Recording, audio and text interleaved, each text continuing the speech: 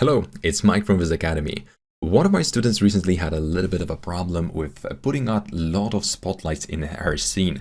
So we had to come up with a very intelligent solution for it because honestly, we don't want to eyeball all the lights when it's really important to keep your lights consistent. Not only your light's intensity is going to be very important for us, but also its angle as well as, the overall position. So how about we create a light that's going to be traveling right behind your target. So, let's first talk a little bit about something that I think is going to be also important. So why do we have to have lights that will be slightly skewed whenever we will be dealing with spotlights? Mostly because spotlights are designed in such a way that they should be highlighting the most important elements in your house or interior or any kind of a gallery or area. So there are two specific types of lights. Some of them are going to be strict down lights that you will be able to manipulate only slightly because of this small element is going to be moving, but also there are spotlights that are supposed to be skewed a little bit more. Both of those methods are going to be pretty much possible with today's video. So without any further ado, let's just jump into the Reus Max. We're not going to be needing this scene, but you can imagine that for a scene like this, positioning your light is going to be very important, especially when it's a showroom, because, showrooms are going to require very precise lighting. Whenever you want to create a bigger scene and to tell a story using your light, you will have to have control over all of your lights. Just imagine going over one by one to each of those lights and positioning them manually. Not only the body, but also all the other parts as well as the main light. That would take you a lot of time. In today's video, I will be using this lamps model. So this spotlight is mostly used in clubs, and I got this model from its manufacturers. So as you can see, it's a very interesting model. First of all, we've got this light source. We also have this fork that we will be fixing a little bit, and also we've got this top, which we're basically not going to do a lot to. So first thing first, make sure to open this lamp or light in a new scene. It's a very good practice to prepare your assets in a separate scene so you can save them for later and re-import to your main scene so you don't have to go back and sculpt for all of those elements in the scene, because let's be honest, you will be reusing a lot of your assets in your future work. So first thing we need to do is make sure that our object's pivots are going to be in the right position. The right position for an object like this is going to be very simple. First, we're going to have to check where normally the hinges would be that would allow our light to rotate or revolve around some kind of globe or gizmo. So in this case, you may want to go to your hierarchy tab, click on Effect Pivot Only, and we will be manipulating our pivot's position. So press W on your keyboard and make sure to just simply move it left and right until you will be in the right position. If the lamp itself is going to be a little bit too far away, reposition it for the sake of this maneuver. Next thing that I want you to do is make sure that your light is going to be facing downwards. It's not really going to be the most important element at this moment, but it's going to make our work a little bit easier. Next, once we've got our lamp, we could proceed into creating our own light source. So in Corona Renderer, we typically use Corona Light. So let's make sure to create it. I already picked a disk as my shape, so I recommend you to do the same for this type of light, but obviously any type or any shape of light that you need is going to be suitable. So because I took a little bit of liberty of actually importing this into an empty scene and positioning both of my all three elements in my scene on 0 position, it's going to be convenient for me to align this object to this lamp. So just to do so, I'm going to right click in this area after clicking W on my keyboard, and we're going to right click to make sure that it's going to be exactly on 0. If your lamp is going to be slightly away from 0, or well, it's not going to be at 0 at all, just make sure to position the light somewhere in the middle of or where the light bulb would be. So now we need to make sure that our light is going to be very close to the object, but not too close, because we will be also making sure that the radius is going to be correct for this lamp for the rendering time. And what we need to do now is make sure to just simply select our pivot. So again, we will be going into hierarchy, affect pivot only, and you can see that there are now 3 separate additional lines around, or arrows around, our typical gizmo. So we will be repositioning this pivot to fit exactly where the main light source body is. So to do that, we will be using a line tool. So let's just click on it and click on our object. So typically, you're not going to have X, Y, and Z positions selected, so make sure to do that. We're also going to be adding our current object's pivot to where the target object pivot is. This way, we're going to save a little bit of time. Okay, so let's apply this, and now we're going to click OK to turn off our alignment. Okay, we can exit the effect pivot only.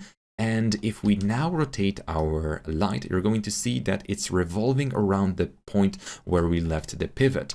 Okay, so this is starting to get a little bit exciting. So again, we're going to go to our lights modify panel, and we're going to turn on the target. Even with target on, we're going to be able to notice that it still revolves around the same place. So it's somewhat of a swing. Okay, and that's exactly what we needed.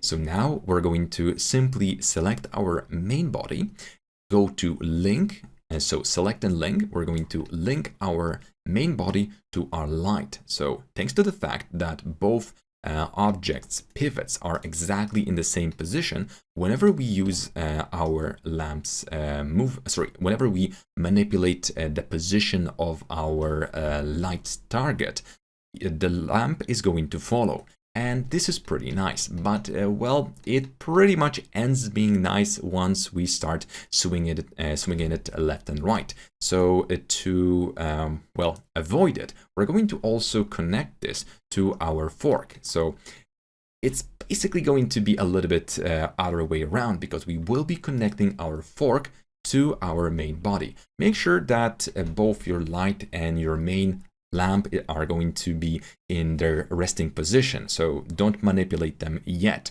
As you can see, our pivot is way off on this object, but that's really something that you have to expect whenever you're getting some kind of lights or some kind of models from the internet. So once again, we're going to go to hierarchy, affect pivot only. If you're already bored with clicking hierarchy and affect pivot only, we're going to start pressing insert on your keyboard, as that's the shortcut.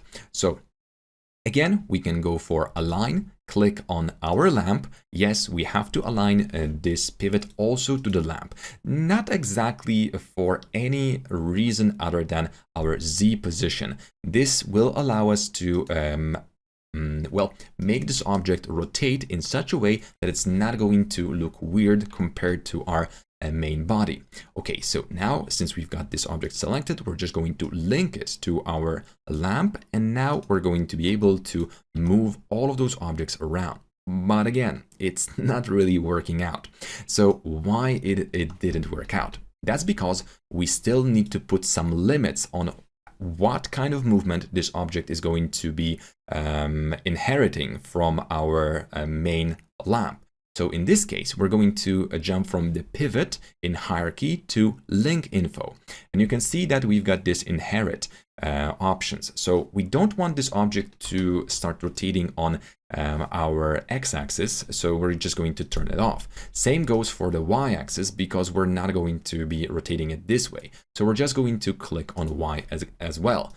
Okay, with all that done, all we need to do now is just start manipulating our light. And you can see that we've got this beautiful organic movement happening to our lamp. What is going to be extremely cool is that now you can select on this lamp, just create a few copies in your scene. So let's go for instances. Let's make sure that all of those targets are going to be selected for a very quick use. So let's just type in 0 by 0, and all of my lamps are now going to be exactly positioning around this target. This is going to allow you to build a little bit more life in your scene. So for example, we can make this lamp actually start looking at this exact teapot, but this is going to be somewhat redundant if we just use one viewport. So remember to jump from all of your views and look where you're actually pointing the object, because orthographic and perspective mode are going to be very forgiving. Hint for you guys, whenever you select a light, you can always go inside its options and select the wireframe. So it's going to be a little bit easier to look through the light, and it's not going to take so much space on your screen. Those white dots might be a little bit confusing, especially if there's a light in front of your camera. So this method is going to be extremely useful, because in many cases, whenever you will have your scene, it's very easy to see that whenever you have lamps that are slightly skewed, it makes your scene appear a little bit more realistic. Okay, but now the lamps are turned off, so you may think, well, if they would be on, that wouldn't really matter. Quite contrary, because once you turn on those lights and you see that everything is perfectly straight, X, Y, Z, and 90 degrees, it kinda tells us that this is a 3D render. Once you introduce a little bit of chaos into your scene, I promise you that even this small amount from left to right is better than nothing. So having this option is going to be very powerful. And how about positioning your light exactly where you need it? For example, as we mentioned at the very beginning, for some kind of showroom or product shot, whatever that is, we can always select our light's target and simply jump into, well, pretty much manipulating it in a very intelligent way. And not only by moving it using the movement tool, but now we can select and place and just place this light and make it exactly point at the area where you want it. So this is going to be extremely powerful for your 3D visuals, because from now on you will be able to quickly manipulate all your lights and set them exactly where you want them according to your liking and, well, exactly your client needs. And imagine if you would have to reposition 20 lights and then follow up with 20 lamps. That would be a little bit annoying. So again, we can just reposition all of our lamps, all of our lights in seconds by just simply moving them where we want them. This way, you will have a lot of control in your scene. So I recommend you using this method from now on. This is it for this video. Thank you very much for your attention, and see you in our next video. If you like this type of content, I recommend you to subscribe to our YouTube channel. Also visit our main page, which is VizAcademy.co.uk, where you can sign up to our online course. Also, you can find a lot of exclusive content like additional video tutorials, 3D models, and textures. Thank you very much, and see you next time. Bye bye.